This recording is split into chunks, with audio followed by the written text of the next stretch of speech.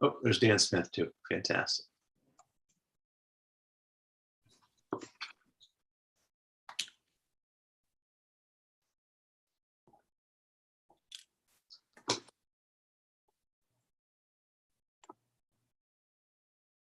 All right, good to go.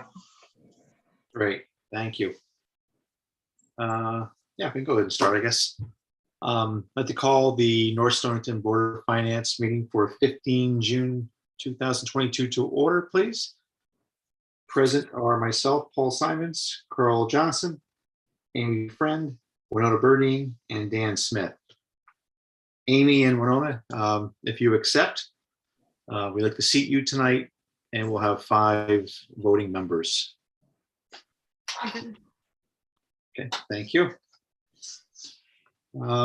First line item on our agenda is public comments, if there are any. You have no public on the meeting. Okay, so we're moving on. The next line item was chairman communications. I added this line item just for an info pass. You guys have probably seen some emails that I sent to this team. And thank you very much for not commenting together via email, but we've had 2 recent folks leave from the Board of Education front office, I guess you could say. So we've asked for a meeting to discuss if there might be an opportunity now with such a big turnover for some synergies between the town and the Board of Education from a business point of view. So there's been a few discussions at the Board of Selectmen meeting last night, some other, off the cuff conversations, but we just want to get that out on public record to you, everybody here tonight, that we're talking about this, and there is a meeting scheduled for tomorrow morning to talk a little bit more in depth. There's not been any decisions made or any kind of real structure or anything, but we thought it best to at least look at this as an opportunity. So I'm not sure how many of you have read those emails that I forwarded along or some of the background information, but I'd love to get a couple comments from you guys to see if you have any thoughts, and then we can take it from there. I think I see Amy's hand up. Yeah, hi. Hi. I did not get to I didn't see the email that you sent about the meeting last night until today, so I did not get to see the overall, scope of everything. But in general, I do believe that having some synergy with the town is going to provide for not only savings for our taxpayers, but also for oversight that we're not supposed to have in a way. But I also think that it's just going to be, if we can aim to do that, I do believe that it could be a better way to go for our town. That's great. That's pretty consistent, thought process for many of us. Yeah, I understand that we don't have oversight as for how the Board of Education spends their money, but I think it's important. Sorry. Okay. I do think it's important that we look out for the best of our taxpayers, and that's our job here. So if we can do that without burning any bridges, so to speak, that would be great. Yeah, that's a great thought. So I think taxpayer dollars, if there are savings there, that's great. But I think that transparency and able to get information more timely and maybe even better quality, if there's some oversight there, I think that would be a big win for us. Mm-hmm. Any other thoughts, folks on the call?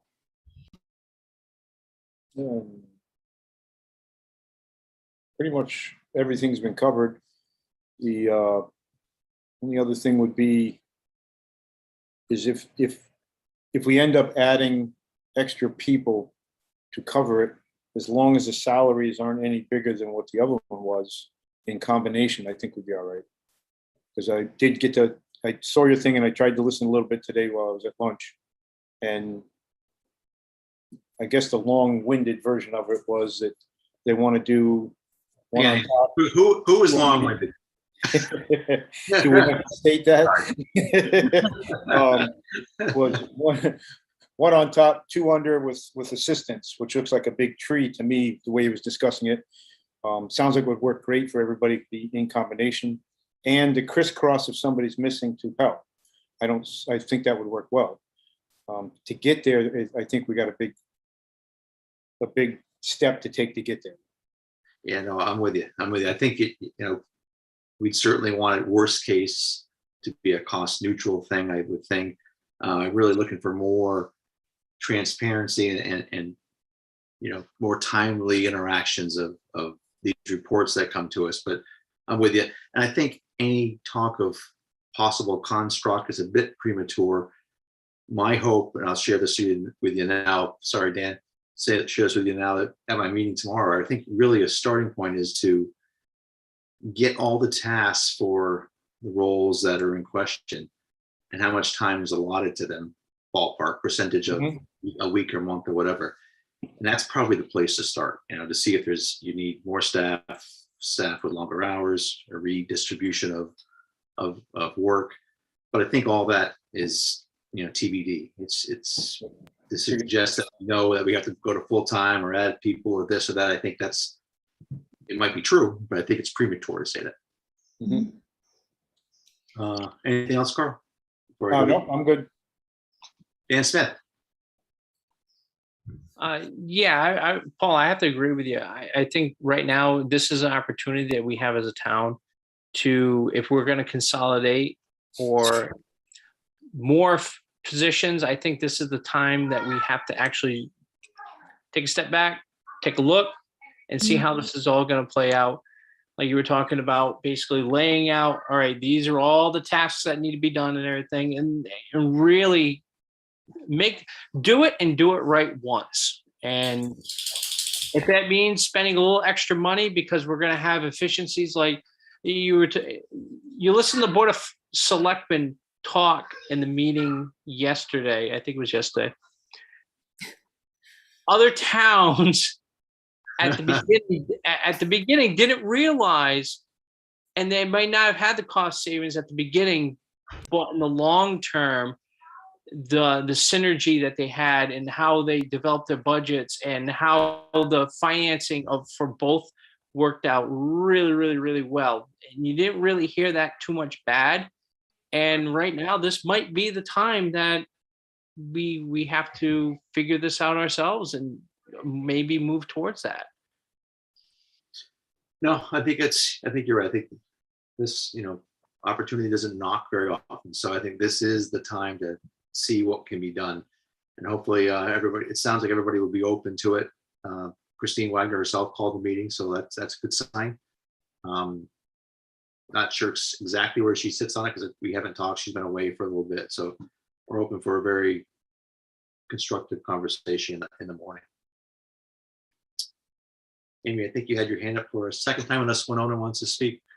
Yeah, I was interested in hearing, because I was not able to view the meeting from last night, but I was interested in hearing what Christine Diaz had to say about what this would put upon the town.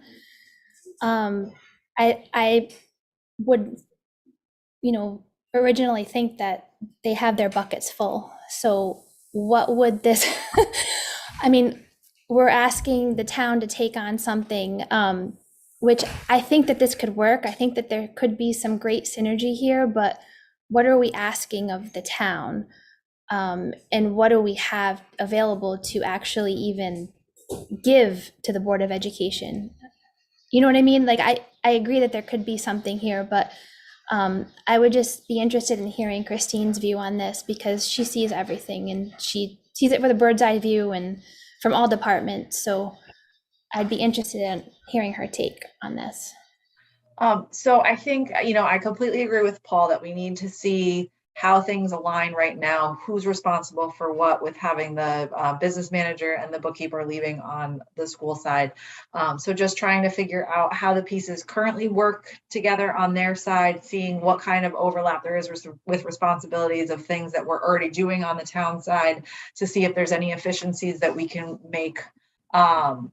So I think tomorrow there's going to be a lot of helpful conversation to see how we can make everything more efficient on both sides, make it work for the town, while still letting the Board of Ed be able to do everything that they've been able to do. We're not looking to, take away any of their autonomy or any of their side. It's their decisions to make. It's their area of expertise. So it's just a matter of how we can help and how we can help the taxpayers overall from the town side. So we'll see what kind of information comes out of the meeting.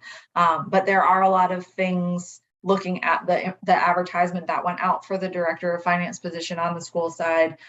There are some similarities between things that I handle on the town side that position handles on the school side. So seeing how, if we go this route, how we can realign things so that one person is doing that for both sides of the tree. I'm with you too, Amy. I mean, I think everybody's plate is pretty full. I mean, just maybe to work a little bit smarter. Maybe that comes out of this. It helps us, use the tools that we have, the people that we have that are already in some. I mean, we're all one town. Like, I don't see where this separation has to happen. Besides, I mean, there is the state statute, but we're all looking out for the best interest of our town, and especially of our school. Our school is kind of the hub of our town.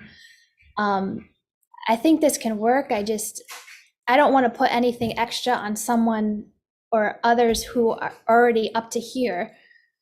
But I think we need to have, like, does the town have to hire another position? What are we asking? I don't, is this, I think that's from the conversation tomorrow, maybe we'll have a more of an answer here. But it's an important role for the town. So I'm just wondering that's all. I think you are just like the rest of us. We're all wondering. So it's the $64,000 question. So I think it's I'm happy we're talking about it. That's right. So I think, we don't want to wring our hands and throw it up and say, we can't do this. We can't figure it out. A bunch of smart people, we can figure this out. But it starts with data collection. So we got to understand what everybody does, what these vacated roles are responsible for, how they overlap or mirror that of the town side. Maybe there's some other role that we're not even thinking about that gets pulled into this too. I don't know, but I think your concerns are real. We all have the exact same ones. And we don't have any answers yet. And it might be a month before we have any kind of a real direction. But that's why I was happy the Board of Selectmen talked last night. I'm happy we're talking tonight. I'm not hearing about any specifics that you want me to bring to this meeting tomorrow, but it sounds like overall, maybe some head nods or some thumbs that you're in favor of at least exploring the opportunity. And okay, go 2 thumbs. So great. I can count you twice. Unless there's really any real opposition or another direction of the comment, I'm going to close this item and move on to the next thing. Going once, going twice, silence is agreement. Thank you very much. Okay, third line item is EDC small business grants through ARPA, and there's going to be an update to that tonight from Christine. I guess you're the only one. Oh, so I did, yes, I did share in your materials for the meeting this evening. The EDC met before their event last Monday. They did make all the recommended changes. So that was the condition for you guys to approve it. So it is going to move forward to the town meeting that we're planning to call for Monday, the 27th. Great. So that was good news. So that was one of the contingencies of that last vote, that they were going to collect all the applications, review them, and give it to the most needy, not the quickest to the. So that's great. Okay, I guess there's nothing much more with that one, right? It's done. It's over. It's moving forward. Next one is an interesting one. I'm excited about it. I heard a little bit. 298 Westerly Road demo plan. Who will speak to that? Christine Wagner will speak to that. Christine Diaz will speak to that. So we did we collected bids for the demolition. As you know, we approved $1 million to be set aside from ARPA funds, and our low bid was $689,000. So it is well within the amount that we have allocated within the American Rescue Plan funds. And since this item has already gone to town meeting 2 times as part of the school project, it does not need to go to town meeting for another vote. So at this point, the selectmen have not yet awarded the bid because they're still doing some review and some interviews. They've talked to the low bid multiple times. They talked to the second lowest bid. They've done reference checks on the low bid. The low bid was one of the contractors that worked on the school construction project. They did the PCB remediation at the elementary school. So we do have some experience working with them. But there was a recommendation that we do an RFP for a clerk of the works to manage the project. We had done that for the Center for Emergency Services project, and it kind of allows the town to have somebody on site, eyes on the project, making sure everything's being done in the town's best interest without having a town employee having to focus their time on that. So at this point, we're getting the RFP together for the clerk of the works. We're getting the contract together for the low bid, and then we would move forward with that in the beginning of the next fiscal year, once we've gotten the second half of the ARPA funds. Great, great. Dan, you have a question? Yes, Christine, had they talked about, or maybe this is premature, how much contingency percentage that they are going to allot for this project? I think that would be done in the contract, but Yeah. with Bob's conversations with the low bid, they said that they do not foresee any additional costs. They know how much it costs to dispose of the materials. They know how much materials there are. And, you know, because Bob was very honest with them and said, we don't want to move forward with you and then have an additional $300,000 of disposal or things that come up. And they said, no, this is what we bid. This is what it would be. Yeah, and they got, I watched some of the videos. They got over the, was this the company that had 100% of their assets to be used for this? Yes. Did that question ever get remedied? I don't know if Bob has talked to them about that part of the conversation, but I'll follow up with him on that. Okay. Sorry, what does that mean exactly? Basically that they would be working solely on our project and not on other projects at the same time. It's a good thing, and it could be a bad thing, at least if it's a good thing that they're using all their assets, are using their full strength at the project. Some other companies, they'll do some of the work and then they'll kind of like start another job, and they'll kind of like leave a little like contingency there to kind of keep the projects going, and they'll start another job and another job. It sounds like these guys go in there like a bunch of locusts and they just hammer the job out and get it done as quickly as they can to go to the next job. And that's why they're so, I'm thinking that's why they're so cost effective, is they just go in there, they hammer the job out, they go for the quantity portion of it. They hammer it, get it done, go to the next one, hammer it, get it done, go to the next one. That's great. That's great. Unlike the people working on my boat, they're working on 10 different boats. So I think that's a good quality for them for sure. I think they mentioned a little bit about, I thought I heard Bob briefly say something in the aspects that instead of coming down where it's $1,000 you owe them, and if it's $10,000 worth of work that they just walk away, I think you guys were going to try and adjust that so that there was a good sized lump sum at the end for your end payment till we're done. Yeah, so we were going to make sure that the contract has payments based on how much work has actually been done and not any prepayments or anything so that we're left. We are also going to put in the contract some sort of a penalty for not completing by whatever the schedule is that's set, so that it is in their best interest to complete on time. All right, because I think we had, I don't remember, but I think we had up at the firehouse, didn't you have a bond set aside for holding the amount so that they felt comfortable with us holding them out and we felt comfortable not paying? I think that's what, okay, good. Yeah. Anything else from anybody else on the board? I do have a couple items.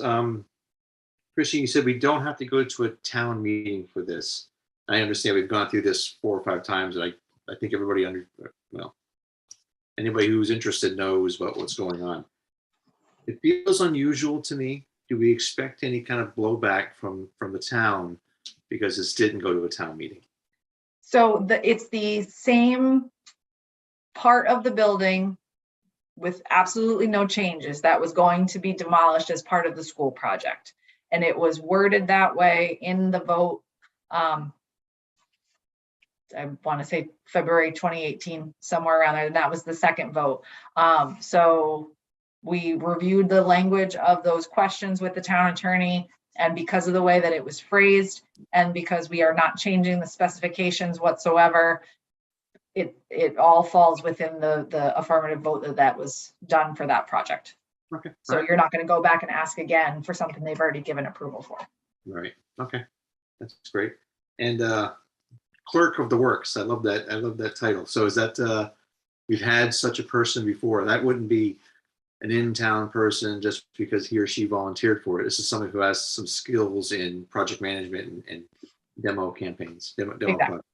Okay.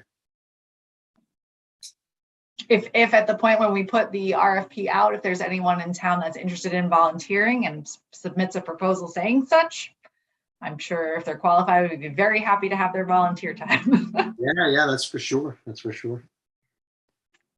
Okay. Well, thanks for that. Short of any other questions, team? Dan? Great. Thank you for that. No, Dan has a question. Dan has a question. Oh, sorry, Dan. Yeah, trying to find the raise hand button again. So, so the clerk of the works is going to be just like when they were doing the firehouse. They'll be managing the prevailing wage.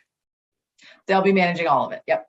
Yeah, which Paul, just to let you know, prevailing wage is a huge issue, and actually, in a project like this, it brings the town some liability where you want to make sure that is actually being done and done correctly, because that could come back badly if it's not done right. Okay, no, it's great. It's great. Someone will be watching that. That's not a concept that I fully understand, so it's great. The other terminology is owner's rep. So if you've heard it in that way. / owner's rep. Yep. I like that. Okay, anything else on that one? I don't see any hands, but I can't see everybody on the screen, so that's great. The next item is an ARPA fund request, which will require a vote for the 298 Norwich Wesley Road operating costs. Christine, if you would. Thank you. So the Board of Selectmen has voted to move forward to you not to exceed $120,000 from the American Rescue Plan funds to be used for the operating expenses that we've had for 298 Norwich Wesley Road for the current fiscal year ending June 30, 2022. At the time when they voted on this, the expenses were $90,884. The last time I looked, they were about $94,000. So that's why we're looking at that not to exceed $120,000. If it's less than the 120, anything additional would go back into the bucket for ARPA to be reallocated. But basically, this is the last year that we don't have a budgeted line item for the utilities maintenance and repairs for the building. So we're looking to use these funds to offset the expenses for this year, knowing that next year it is a budgeted line item that we will have, and we will no longer have this as something hanging around our neck. Great, great. Questions from the group? Try to pull Dan back on the screen, make sure I don't miss him again. Nope, no. And because this is over $20,000, it will go to the next town meeting if you approve it. Okay. And we, I'm sure You you need a probably. motion? Oh, You need a sorry, go ahead. motion? I just one more question. I lost it now. I wrote it down. So we are going to have some rental income coming in sometime soon, potentially for this building. So even further offset future operating costs for the building. So directionally so- correct. The terms of the lease that will also be voted on at that town meeting include a per square foot charge, and they are responsible for their portion of the utilities calculated by percentage, just like we do for the Board of Ed. So if they, I don't know the percentage, but say they take up a quarter of the building, they will get charged back a quarter of the utilities. Okay, great, thank you. That's to you, Carl. Make a motion to do the request for the Board of Selectmen for $120,000 for funding for 298 Westerly Operating Road, not to exceed 120,000. Second. A motion and a second, Carl and Dan. Any further discussion? Hearing none, let's go ahead and take a vote. All in favor of approving $120,000 for 298 operating costs, say aye. Aye. 1, 2, 3, 4, we're unanimous, 5-0-0. If I counted correctly. Okay. Christine, will that be something I have to sign at some point? No, it's not in a, it's not a transfer or additional appropriation request, so we're good on that. Okay, great, thank you. We're moving right along here. Line item 6, non-lapsing account review. So we did ask the Board of Education to provide us a spreadsheet of the non-lapsing account budget expenditures. That was all sent to everybody. I can try to open it and share it unless Christine beats me to it. If you'd like me to, I can. If you want to Thank do it, you go ahead.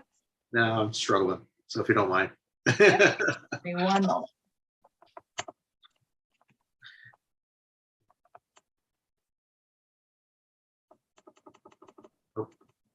I found it now.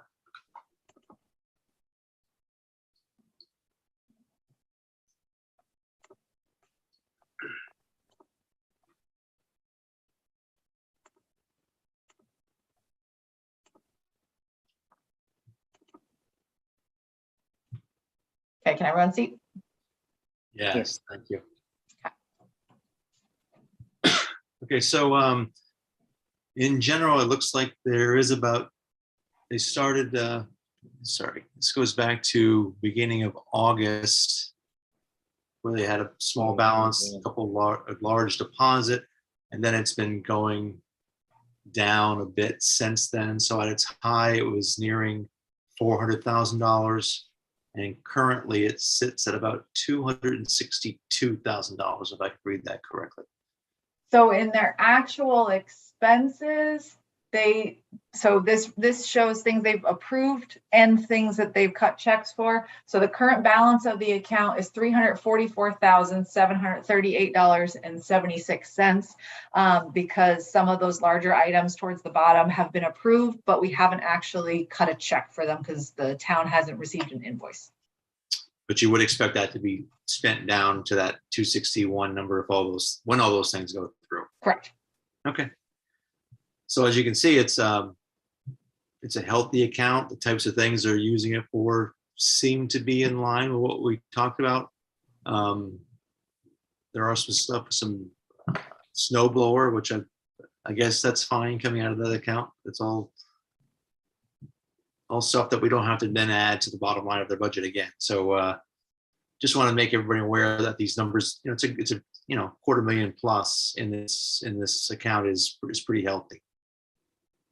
And at their meeting this evening, they're going to be talking about, they're approving their end of the year expenditures and any additional expenditures that are coming out of the non-lapsing. Okay, all right. Christine, you may or may not know, but I have a quick question. Yeah. They repaired a busted pipe, I assume $5,400. Then they cleared and drained it. Then 3 months later, they cleared and drained it again. Are we going to be every 3 months clearing and draining it for $600? Do you know? No, so the Downs construction was repairs done at the elementary school. I think the draining and the flow is at the middle high school, but I would have to just double check that. But the in-wall vent piping to the boys' room, that was a problem that we know has been rectified. Okay. There was a smell issue and they found the hole. They found it. Yeah. Okay.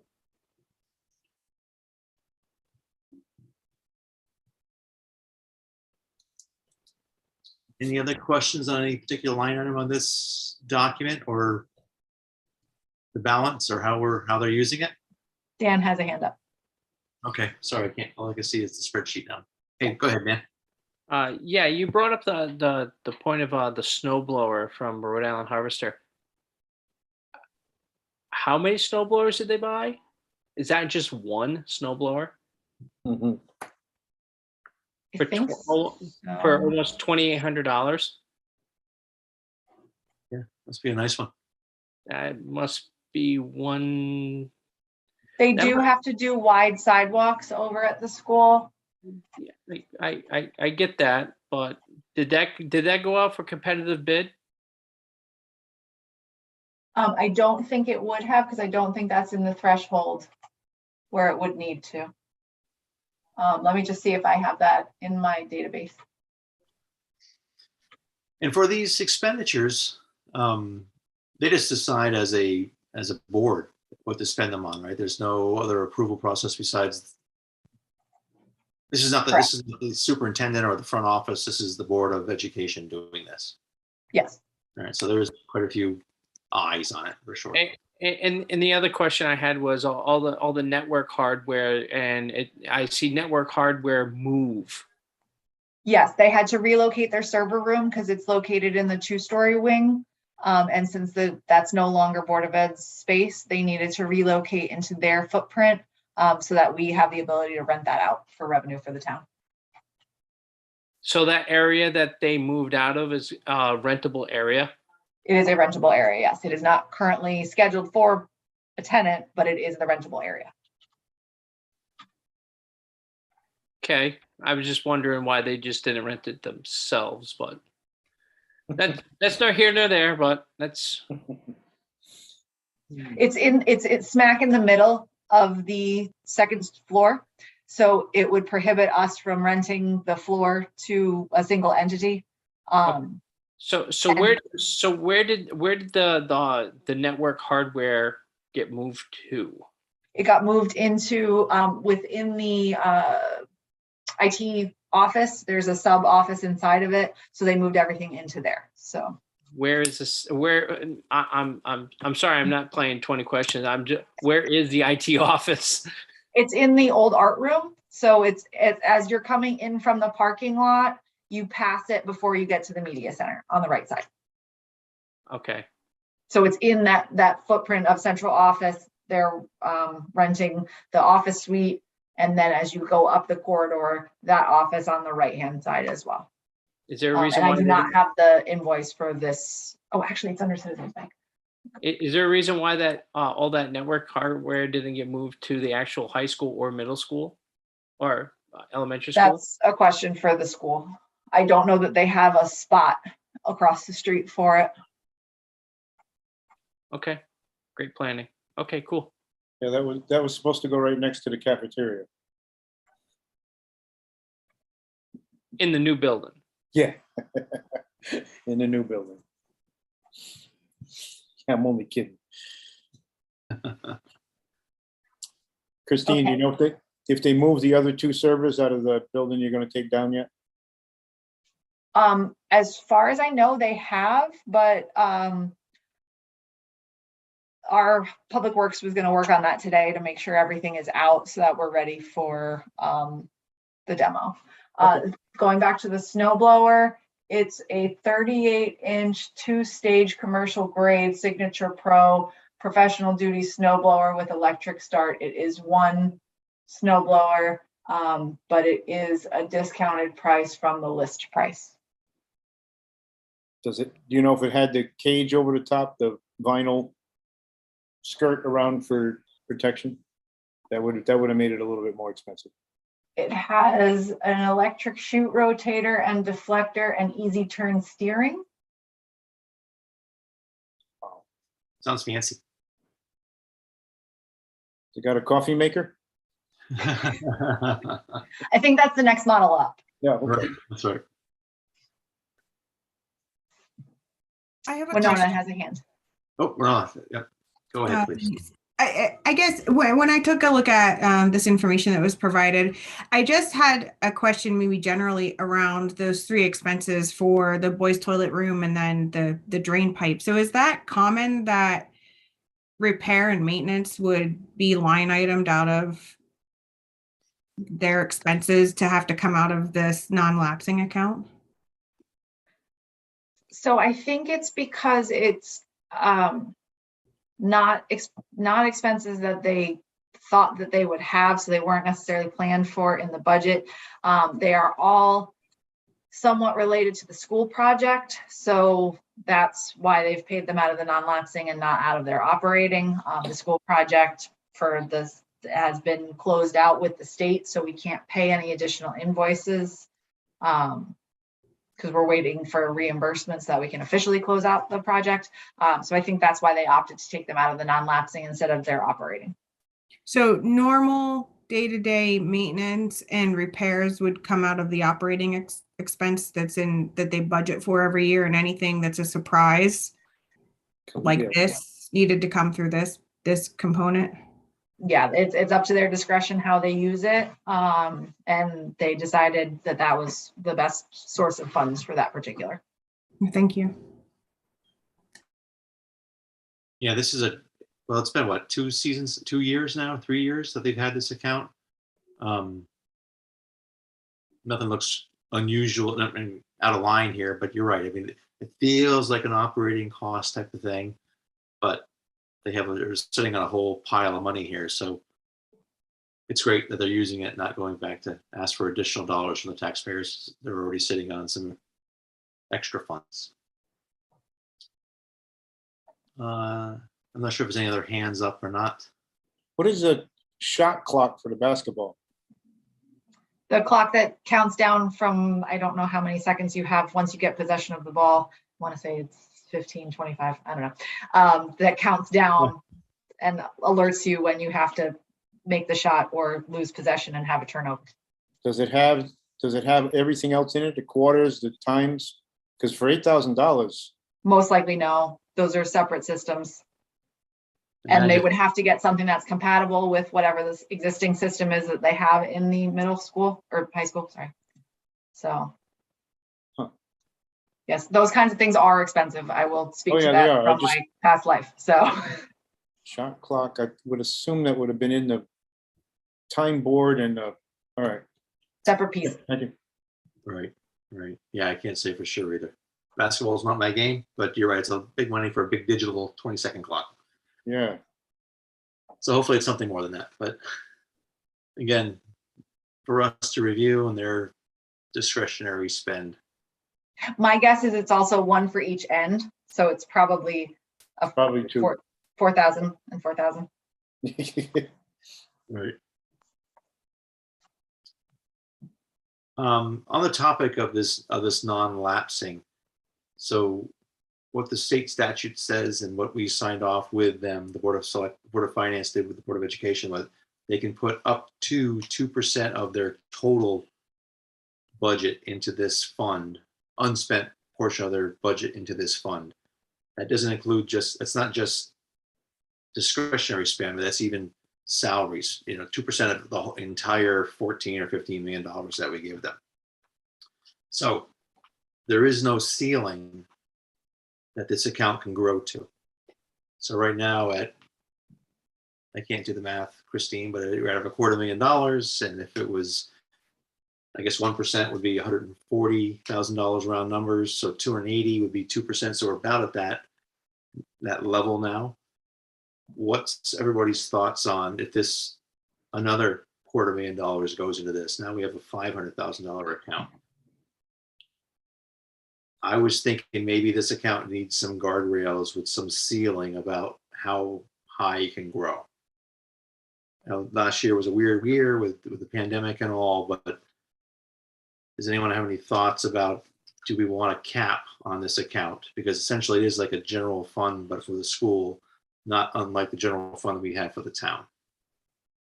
Could we do it another way without having to give them a cap? Could we tell them that if you're putting this amount of money in, we need to figure out what you did not spend it on, what you asked for? before we give them a cap. Because I believe with Dan's hand up, he's gonna mention that if we put the cap on it, they're gonna blow it all out like they used to get rid of it, so they can put more in next year. But if we can somehow word that so that they have to prove to us why they had that much money left over, maybe we can not have to put the cap on it and survive. So I think that burden is on them every year to tell us, what their budget is and what they need. So I think that happens at every budget season. I mean, I don't necessarily agree that it's just going to be a free for all for any monies, but again, it happens, right? I've seen it. We've all seen it happen. I think they're good stewards of the buck. I just feel funny about this savings account growing while they can, the Board of Education will ask for another $300,000-$400,000 of budget increase. Is there something to kind of, put a cap on this thing so it can't grow too large? But go ahead, Dan. Yeah, like Carl was talking about. Yeah, if we do put a cap on it, there is a chance that they could just go in there and have a fire sale and burn it down. But I think we do have to at least explore the options that we have at our disposal to put a cap on it or some guardrails to make sure that, like on our general fund, we have guardrails for our undesignated fund. We have a low, we have a high, we have a lot of triggers to make sure that we are not overtaxing the taxpayer. And that's what we're all here for, is we're here for the taxpayer. And I think if we take that same mindset and try to get them to see the same mindset that, hey, you have $500,000 worth of taxpayer money sitting in this account, but you're asking for more, that's a problem. Unless you're giving really, really good reasons why you have that much money in that account. You have this lengthy plan that you have coming out. I'm looking at all these lapsing account items and everything. I'm like, all right, you got to move the network, you got to buy a shot clock and everything, but at some point, those expenditures are going to start dying down a little bit, and you might have a couple of teachers that year, and it's going to be added on, and that salary is going to get absorbed into this account. The account's going to go up pretty quick. If you don't have two teachers, especially even tenured teachers, go into that account, this account's going to go up quick. And I think we need to just explore what we're going to have for guardrails. It might not be a cap. It might be the guardrails. It might be a cap with no guardrails. We don't know. But I think we as a board, we have to at least explore that. Yep. No, I think that's fair. I mean, last year was a wonky year with COVID. So, but I agree. I guess to really probably oversimplify it, if there's $1 going into this account, we over budgeted by $1, to the Board of Education. It's not that simple. I get it, but we shouldn't be putting money into a savings account while still asking for additional operating cost increases, in my opinion. Is it okay with you guys if I stop sharing the screen so you have a better view of each other's hands? Thank you. Because Amy has a hand up as well. Oh, go I ahead, do Amy. not know how to raise my hand on this thing, so I just raised my hand. Good. I couldn't find that little hand, but anyways, from what I've come to understand from the Board of Education is that they feel, and I don't know if I'm not speaking for them, this is just my understanding of how they feel, is that they feel that because the town has already approved this budget for them, that money in the non-lapsing account is for them to use. And like, I'm learning here, I'm trying to understand all this. But I feel like there's a lack of cohesion of understanding of this account. Like maybe from what they understand what it's used for, and from like the whole community understanding of what it is. I mean, I look at our role as we're representing the taxpayer and the community in a way. Even though we have no oversight, we're we're kind of, responsible for looking out for everything. So maybe if there's can be some sort of language to help bridge the gap where we understand where this, what this money is actually, who this money belongs to. Because if they're seeing it as, the town has already approved this in the budget, so this is ours to use, but we're seeing it as this is unused taxpayer money.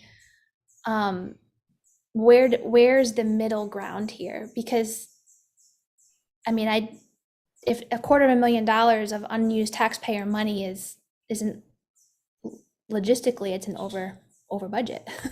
Exactly right. So you can see it from both angles, and I'm trying to understand, and I feel like I'm getting both sides, but I'm having a hard time coming to a middle ground here. And I feel like I know the Board of Education is like, this is, everybody's pulling in, but Right. like, we need to make this work. So, I think conversation about it and continued conversation about it is really important. Like, I really, I think it's important, and I think people need to be as transparent as possible, because trying to just say, we don't need to talk about this isn't going to help the situation. So bottom line is, our taxpayers deserve to know what's going on.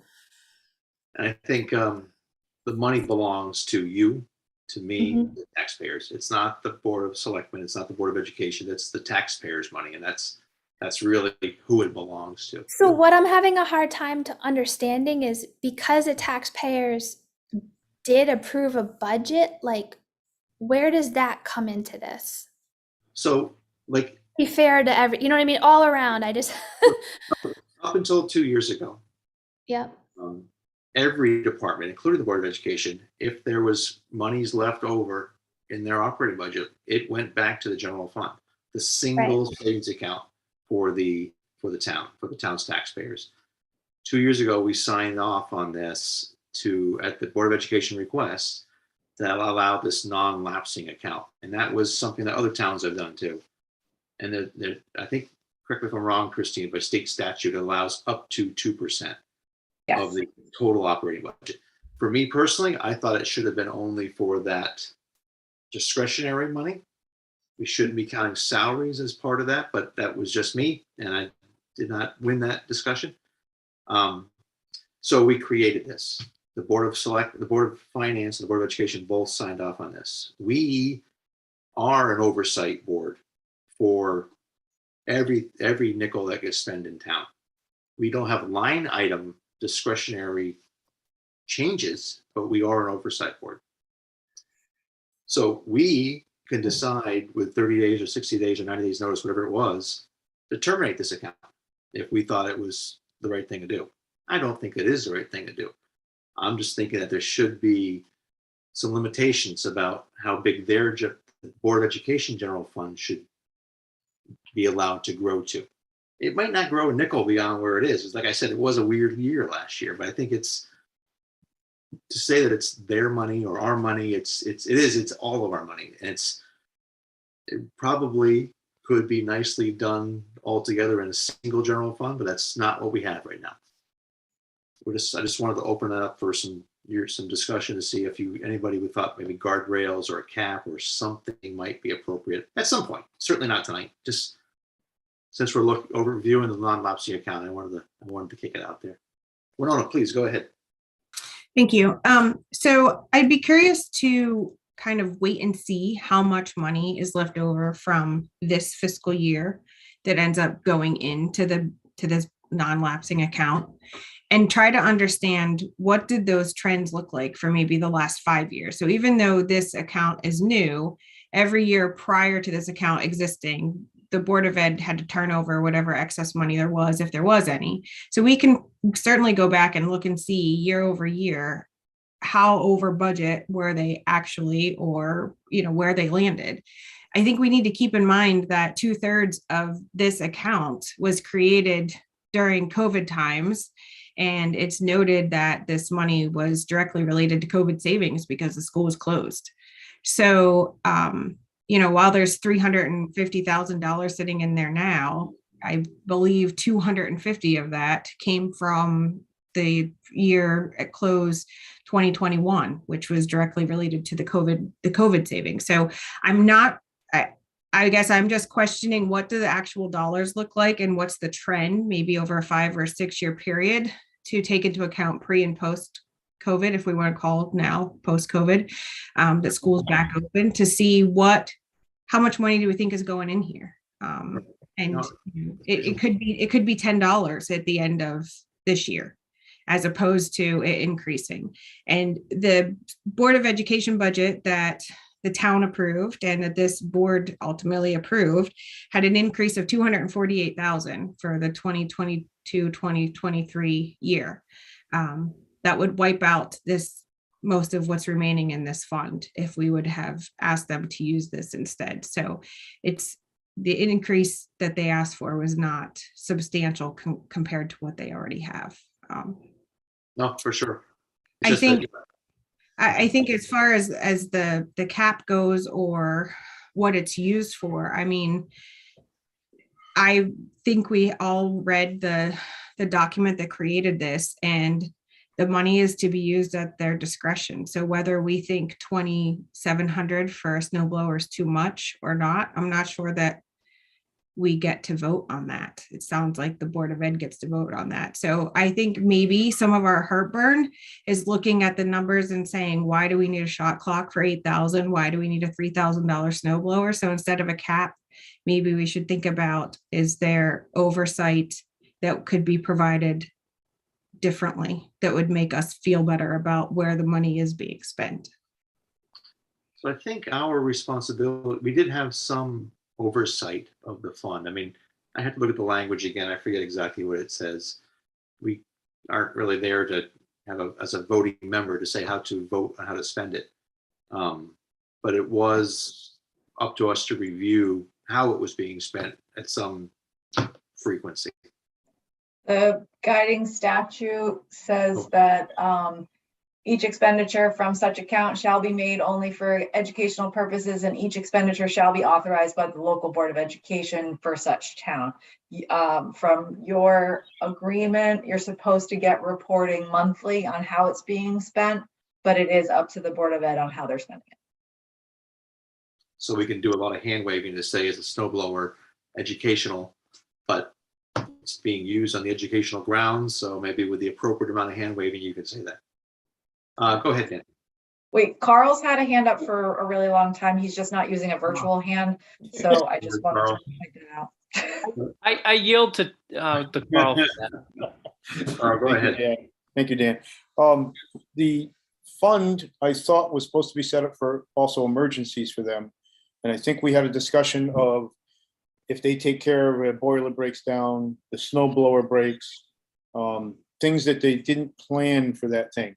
So I guess my question to them would be, what is their expenditure if they needed to do something in emergency, and start with that cap? In other words, do they think they need 300 or 250,000 set aside so that if something was to break or they had to buy something? That's where I think we ought to start with that, but I don't think we ought to put a cap on it just yet. Okay. No, I think a big line item like that, I mean, to me, that feels like us, the town, our general fund. That's why we But have. we have our general fund, but if they have money set aside, basically, that is our general fund in two different spots, and they needed to use that for education purposes, I don't think that's a bad idea myself. No, now you can question, is a boiler educational purposes? I don't know. So that's Well, you don't have the boiler, you don't get education, because you can't sit in the room. certainly, I'm waving Just my wave the hand. hands, all right? I'm waving my hands to it. So that's the wonkiness with these two accounts. So, all right, I hear you. Okay. Go ahead, Dan. Yeah, and perfect segue into that. It's the whole snowblower thing. You know, is a snowblower educational or not? You know, just like if a snowblower breaks down, or is it the usage of the account? I think needs to be kind of ironed out and making sure, because I know during budget season, some people believe that it was to be used only for emergency purposes only. And some people think it's for educational purposes only, and some people think it can be used for anything that they can use. And per state statute, the Board of Ed has full reign over that, just like they have over their budget. But if the Board of Finance I think it's 60 days. I think it's 60 days notice. If we Correct. feel that we need to terminate the account, we have the full ability to terminate the account. I think we have to do it in writing. We do it in writing and the account goes away and all that money goes back into the general fund. That money is approved money that was allotted for the Board of Ed, and it's in a separate account. If we feel that it's either, for various reasons, we want to terminate the account, we can terminate the account, and the account, all that money will go back into the general fund. Yeah, that's right. I was looking for the letter that I sent out to this team. Pretty sure the word emergency is not in that document. No, it is strictly educational purposes. Yeah. So when you have downs and you have all these other things that, the sewer pipe or whatnot breaks down. It's an that- educational building. It all Um, falls within the confines. And I'm just gonna point out from the town side, there is no, like our 5-year capital plan, there is nothing approved in the capital plan for the school buildings. They don't have- So They don't have a maintenance plan? in the town's capital plan where we budget for fire trucks and lawnmowers for highway and reval and all those things, there is nothing that is school. So I don't think you can have it both ways. I don't think you can tell them that they can't have anything in the town's capital plan and then also say you can't use that account for building repairs and capital things for your buildings. It has to live somewhere. So So I why- think the thought was that it should live in the non-lapsing because they have that money set aside. So they're running their maintenance for the buildings through the non-lapsing account for educational No. purposes. That So they have maintenance and capital are two completely separate things. Maintenance is your general maintenance, repairing things. I'm talking about, it's new buildings. This isn't a good example, but if there was a roof leak, It's a horrible example because right now they're making changes to the building due to leaks or clogs or whatever, and they're using a non-lapsing account that is supposed to be used for educational purposes. And when they have a maintenance line item, correct? my example is not about the things that are in there right now. I'm saying if there was a catastrophic, if a boiler fails and they Yep. need a new boiler, that could come out of the non-lapsing account because there is not anything in the capital plan for the town at this time for the Board of Ed. Yeah, of course, but nobody plans on a boiler going, completely tilt. But it seems like the plumbing in this new building, I don't know if everybody else feels the same way. It seems like the plumbing in this building has become an ongoing issue. I think it was in the locker rooms at one point. They've had issues with this over the last couple of years, correct? Part of it's the pre-existing building, part of it's the new area of the building. So I'm not going to get into what their issues are because I'm not from the Board of Ed.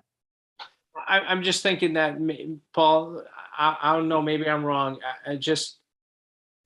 We're saying it's for educational purposes only, but we're casting a very, very wide net of what educational purposes are used for this account. No, I get you. If it's a maintenance item because you got bad plumbing, okay.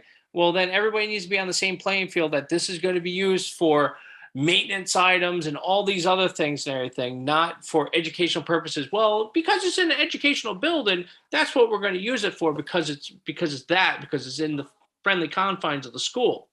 Yeah. Well, Educational I guess purposes- so, Dan, if they didn't use the $6,000 to fix the plumbing out of this account, where would that money have come from?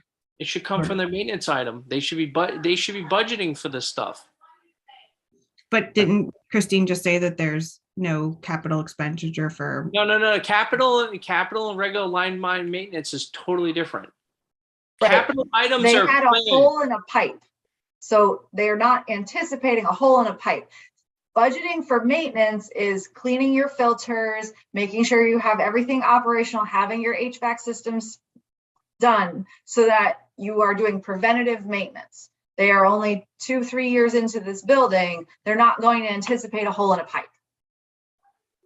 So I don't know where they're at on their maintenance budget, but they're the stewards of their budget. So they decided this should come out of the non-lapsing, and that was their decision. So the town, which is say, town hall has a hole in the pipe. Where is that money going to come from? It depends on how much the expense is. If it's over a certain threshold that I can't put into our operating, then I'm going to take it out of capital. That's why we have a town building maintenance capital line. Okay. They do not have that. Yeah, so I think, I guess I don't have any wild heartburn about that kind of stuff. I just wanted to say that it sounds, just for this discussion tonight, that we need to understand how they're using it. I think that list that they gave us is solid. Again, we can question whether a snow blower is educational, but it sounds like they're not going back asking for a transfer out of our general fund. They have plenty of money for these types of small items like this. Doesn't give me a pause. Okay, that went a different direction, but thank you for the discussion. Any other thoughts on the non-lapsing before we move on to the next line item? Do we have the March? Don't we have the March data from them? I'm sorry, looking For at, non-lapsing? Like the regular monthly report.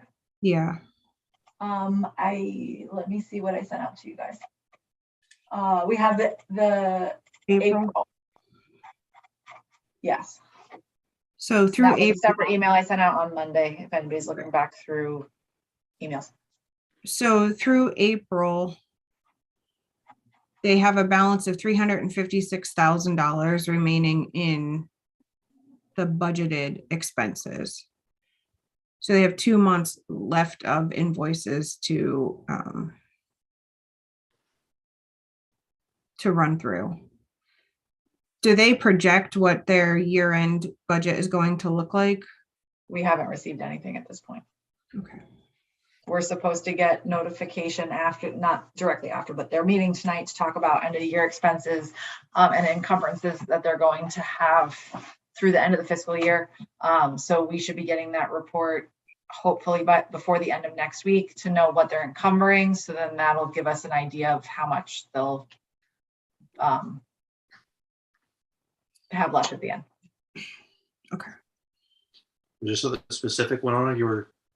No, I was just curious, because if I was looking back through the monthly financials at, how much kind of peels off of this to, again, just to get a sense of, do we think that there's going to be another 300,000 left over that's going to go into the non-lapsing account? And I guess it's just too early to tell. And I see that that's on their agenda for this evening.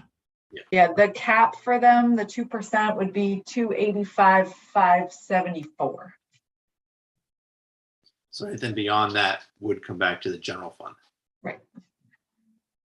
The general fund. The undesignated fund. Yeah, that's the one, the undesignated fund, yes. Yeah, and Bottom one of other that way- page in yellow. their system, they've encumbered their salaries, so anything that they know is an expenditure is already encumbered in one of the columns. So anything that's left in the balance column is after they've paid their teacher salaries and all the things that they already know about. If you look at the bottom of that page, they got a list of things coming up too. Which the curtain hardware, they got 7.5K. The curtain itself is 10K. List of items they wanted. So some of that's probably going to come back out of there too. So, You're talking about the non-lapsing spreadsheet they sent? yes. Yeah, no, I think they rattled off a big list to us on a couple different occasions. Yeah. Hopefully some of that comes to fruition for sure. Okay. Go ahead, Amy. I have a question. I don't know if it's really related to what we're talking about. I think it is overall, but so we have the bookkeeper leaving and we have the head of finance leaving for the Board of Education, for that Department of Ed, whatever. Where does that leave us? So do they have someone taking position yet, or what is going on with those positions? Because they're really important. And I believe that one other position is also leaving. So we have the administrative assistant. If we're going to talk about like the health of the, So that's tomorrow's discussions. That's spot on. So their business manager left, their bookkeeper left. I think prior to that, the superintendent is retiring and his admin. Those two roles have been filled. Looking for Christina Reyes. Yep. So the admin role has been filled. the admin Yes. role, to my knowledge, Okay. So to what I've been told, if it still is the case, the new administrative assistant is starting on the 20th, so that there can be some not cross train, but some training from the retiring administrative assistant for the new incoming. And the new superintendent will officially start on July 1st, but I know he's going to be in district before that for some different meetings and different things that need to happen. They have posted the director of finance position and they have posted the bookkeeper position, but they have not started interviews for either at this point, to my knowledge. Okay. You're right. Who's going to have oversight over everything during this transition? So in my opinion, it would, the superintendent coming in, he's the boss. The Board of Education is his board of directors. So I think that's kind of where it's going to be. Poor guy. Yeah, I know. Yeah. And that's why we want to get this fast. The meeting tomorrow is going to be critical to make sure we do this right and do it right the first time, like Dan says. So like who's ensuring that no ball is dropped in between these transitions? So they're all here until July 1. So many of the time-sensitive items, right, many of the time-sensitive items will be completed by then. Christine, is that kind of true? And then maybe it's a little bit of a lull, very little. But it's I gonna be- mean, there's a lot that happens at turnover of the fiscal year. You would need to complete all of your, so they're going to project their encumbrances, but then they have to actually pay all those invoices as things are received and as things move forward. So even though summer is a quiet time for the school because there's no students, it's not a quiet time. Everything's still rolling. Yeah. Yeah. There's still payrolls, there's still checks that need to go out. It's still happening. The central administration is 12-month. There's no. And the fact is that these people are leaving July 1. But that's not going to change. Now, how we backfill is going to be up to us.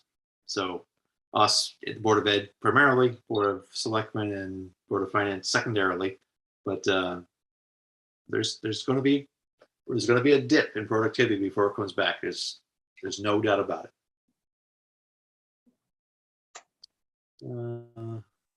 Dan has a virtual hand. Yeah, I was going to let Amy finish if she wasn't. If not, Dan, it's to you.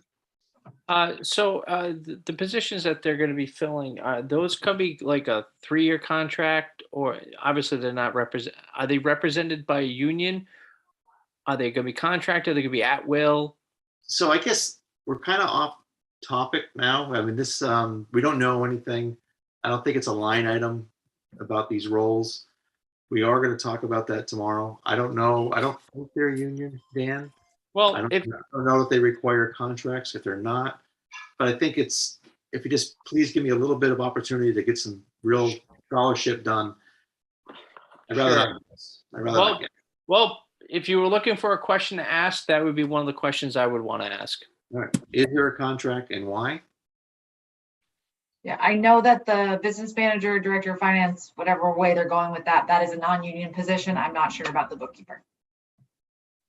Is it your opinion? Now you got me asking a question. Is it your opinion that non-union people,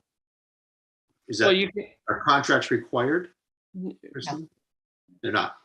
No. Okay. So they're at will. He asked if contracts are required for non-union people. I don't know what the Board of Ed does. I know on our side, we have some contract employees that have multi-year contracts and we have some that are not. So I can only speak for the town. I don't know how the school handles that. So Paul, that exactly what she just said, that is exactly the question I would like to have asked. It's like, all right, if it's not union, are they going to be at will year to year type, at any time employees, or are they going to be, hey, we're signing you up for 3 years. We don't like your performance. You need to leave, but we have to buy you out. Type thing. Never asked. The position brochure is posted on the Board of Ed website. The brochure, but not, I thought that was kind of interesting. That's a brochure, not a real Yeah. line item posting with educational requirements and things. It hits some highlights, but I'm not sure if it's the actual, I think it says call the front office if you want a real description in the fine Yeah. print. Okay, any other questions you'd like me to ask tomorrow, since we're kind of on that, back to that topic?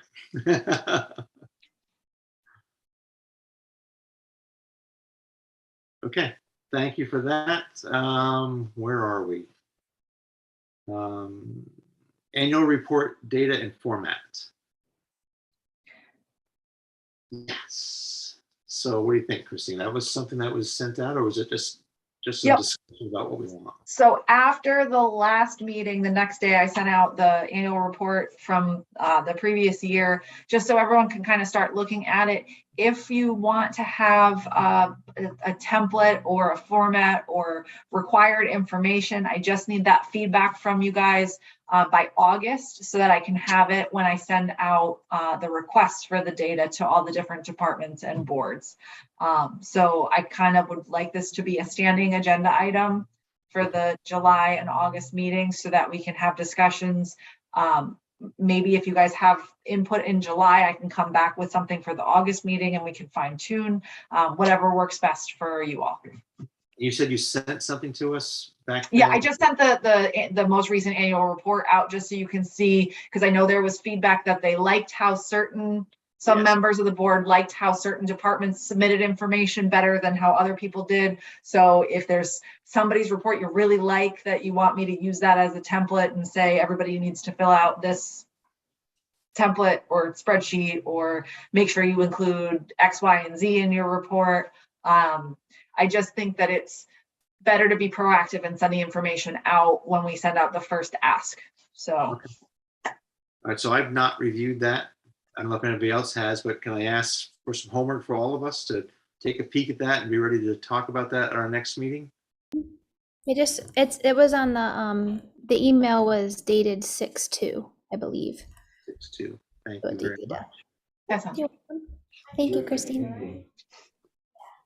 Okay, And so- all the old annual reports are also on the town website. Yeah. If you go to the Board of Finance section, it has budgets, audits, and annual reports. We did change the format.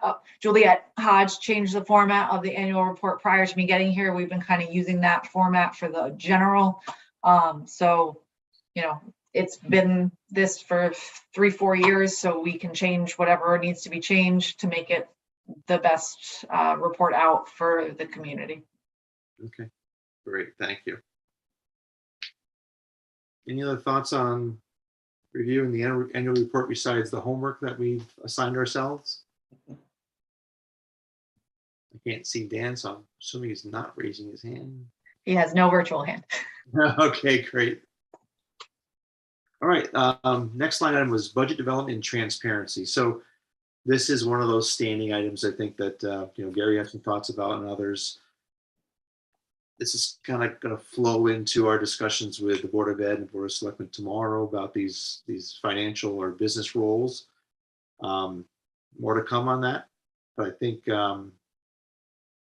we all believe that we need some more understanding of non-lapsing, some understanding about how maybe what monies came back to the general fund over a number of years. Just kind of doing our job as stewards of the town wallet. So I didn't have anything specific on that unless somebody else would like to add something to my wishy-washiness.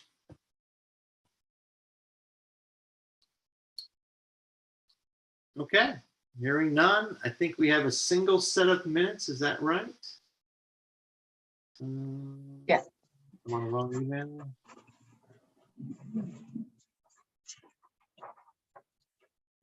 Sorry, I can't really reattach it. And those are the wrong email. What is That was the one you just sent out when? Oh, it's financial report. So Everything went out on Friday, the 10th.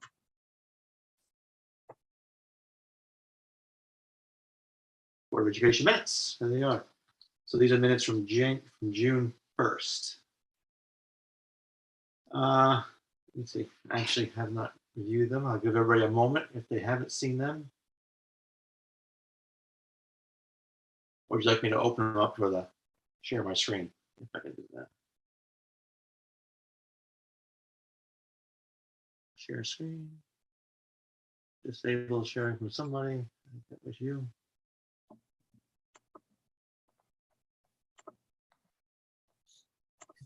I just changed it so you can share if you need to. Okay. That's better.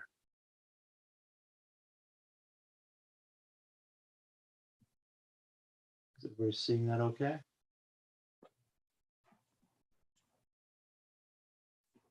How's that? I guess everybody's saying yes. Okay. No public comments.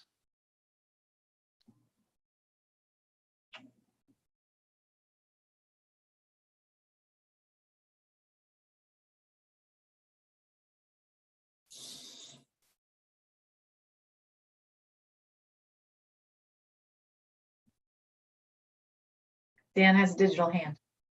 Go ahead, Dan. No, I was just gonna make a motion to move the minutes. Oh, you read Dated for- fast. Yeah, I read fast. Well, I'll make the motion. I'll make the motion to move the minutes for June 1st as written. Second. Okay, no more discussion. All in favor? Say Aye. aye. Aye. 1, 2, 3, 4, 5.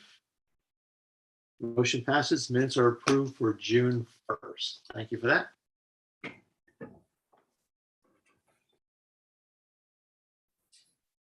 Okay. Please close.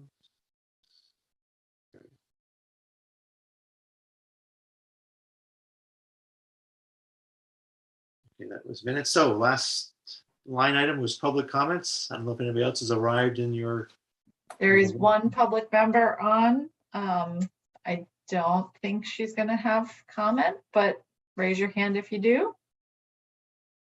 I'm all set. Okay. oh, Selectman Porter, thank you. Okay, that was it for public comments. So I have a motion to adjourn. Motion adjourned. Second. Second, okay. All in favor, say aye. Aye, aye. Aye. Aye. Thank you all tonight. And I'll certainly get back to this group after my session tomorrow, at least with an email with some highlights, so perhaps some minutes, and then we'll talk about it in link at some future date. Thank you all. Thank you. Have a good night. Bye, guys. Aye.